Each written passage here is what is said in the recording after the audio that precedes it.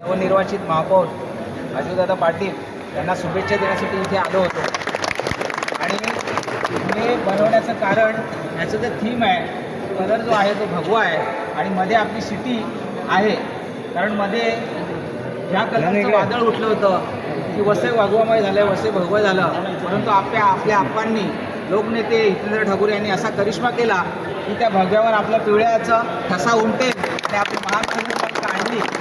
आणि ती आल्यानंतर एक अभ्यासू व्यक्ती, राजकारणाचे मुत्सद्दी आणि सरकारी कामाची जास्त यंत्रणेची सगळी माहिती, कोर्ट कचेरी या सगळ्याच्या अशा अभ्यासू म्हणून अजितदादांची त्यांनी महापौरपदी निवड केली. त्याबद्दल आपल्या सगळ्याच वसई तालुक्याला काही पूर्ण महाराष्ट्राला आनंद झालेला आहे. आणि ते आपली सगळी कामं, आपल्या ज्या अडचणी असतील त्या वेळोवेळी आचोळकर असतील, आपले बेटा भोईर असतील किंवा यांच्यामार्फत किंवा आपण स्वतःही आलो त्यांना भेटलो, त्याची कामं आहेत ते निश्चित करतील याची आपल्याला सगळ्यांना खात्री आहे.